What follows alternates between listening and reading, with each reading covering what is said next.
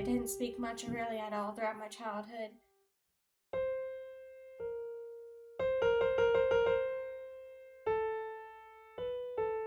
In order to have access to that kind of help, you have to have a proper diagnosis.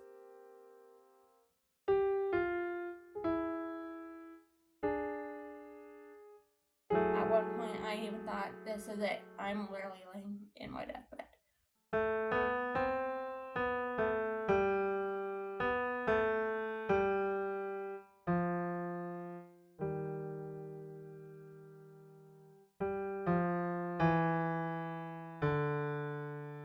Something desperately needs to change.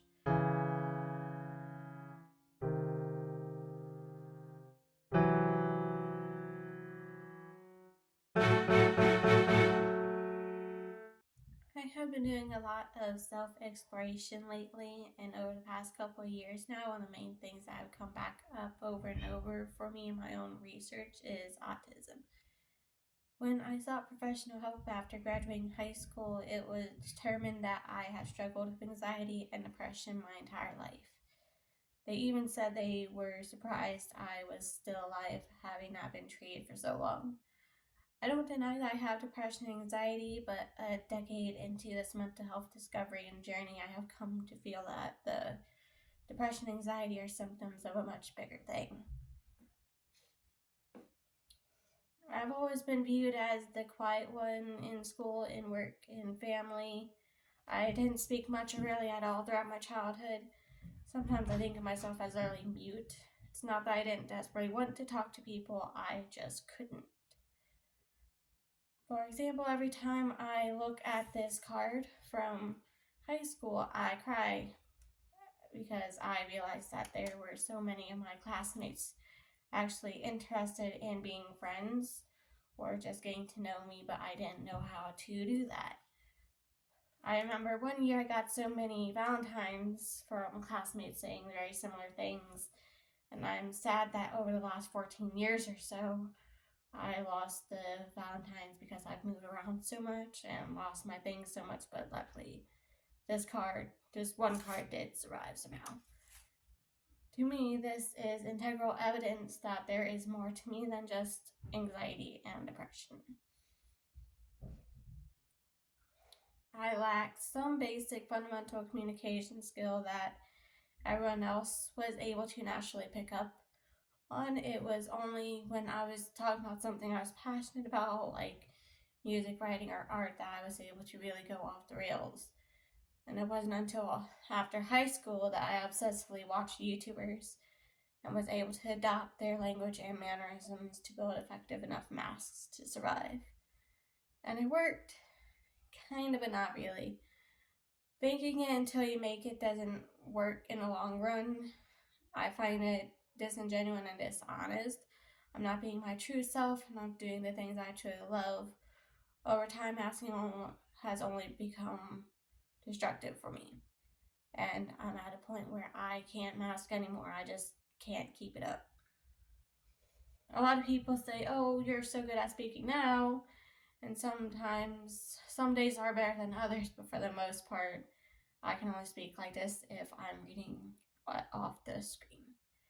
I have had these thoughts and ideas for this video running through my mind as an internal monologue for months, and it's taken me weeks to be able to organize it and write it out in a cohesive manner, and only now can I verbalize it by reading it for this video.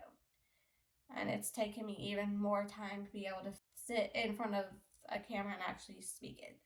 This is my first time doing this, and I dreaded attempting it, even though I wanted to try it for so long. I don't know if anyone realizes just how debilitating this is. I don't know if there's some kind of disconnect in my brain where I just can't get thoughts to speech, or if there's particular therapies to help with that.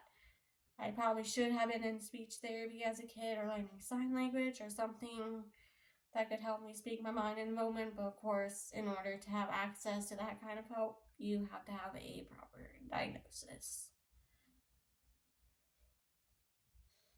There's very few things that work for panic attacks that also work for autistic meltdowns or depressive episodes, and vice versa.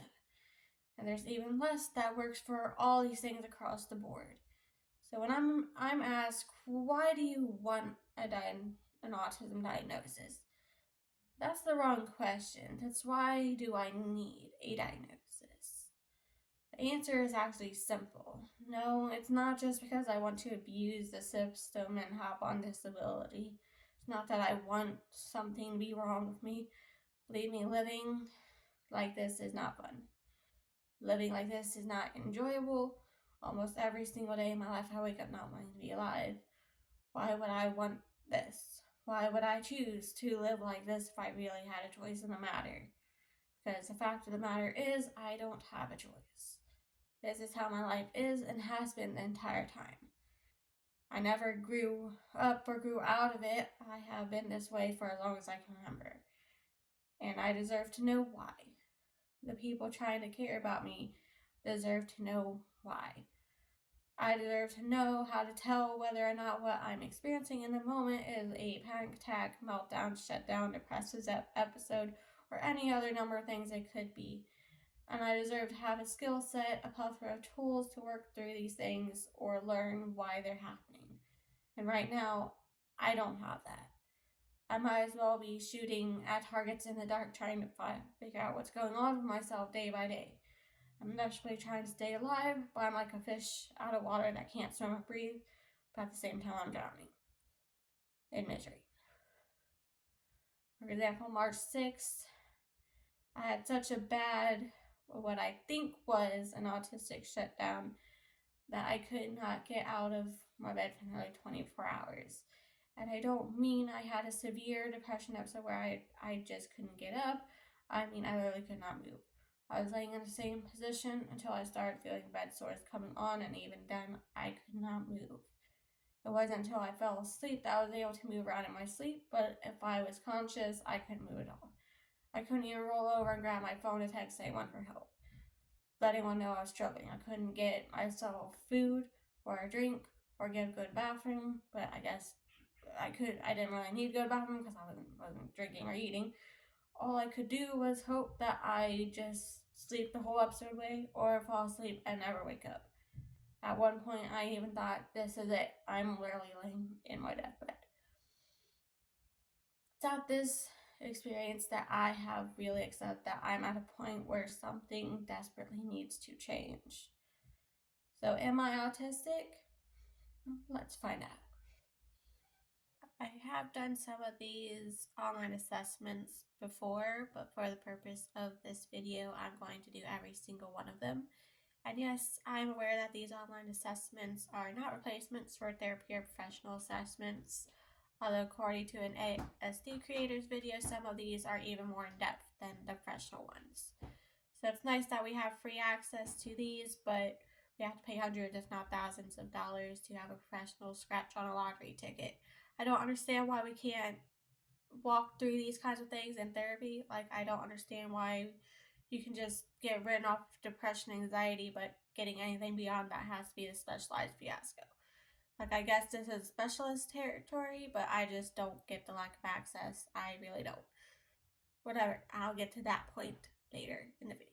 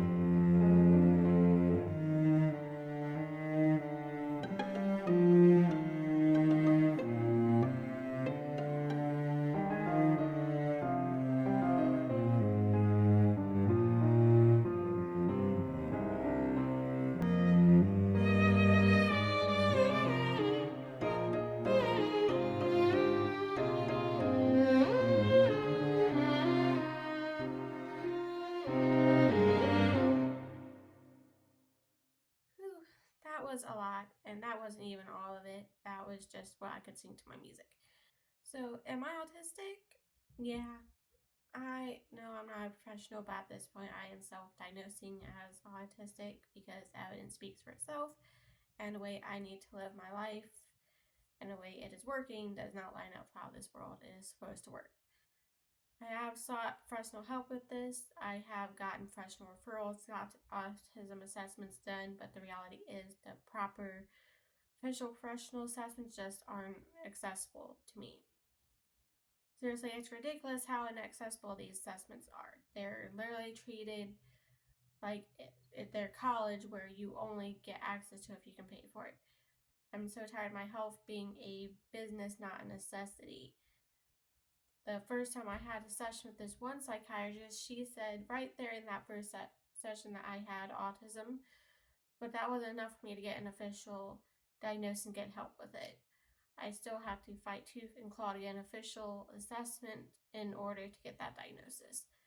I have never counted such utter crap when trying to get help with something in my life. Getting a diagnosis for something professionals are saying you have a need to be assessed for should be a right, not a privilege.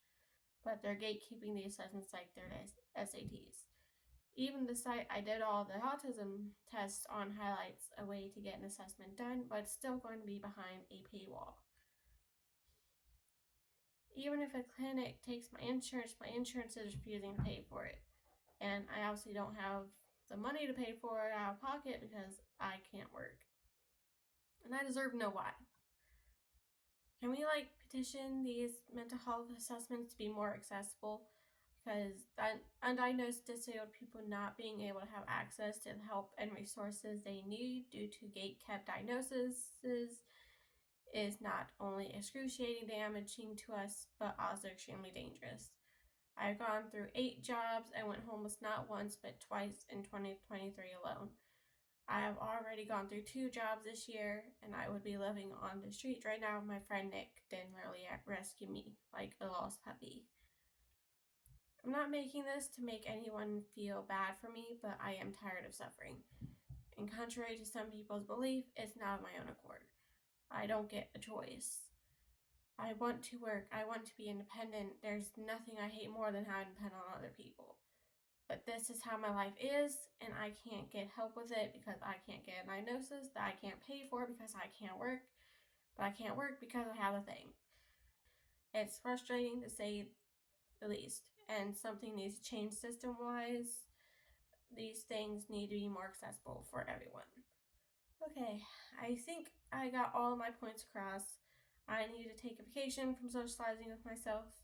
Seriously, I've never spoken this long in one sitting before. How do you speak and breathe at the same time?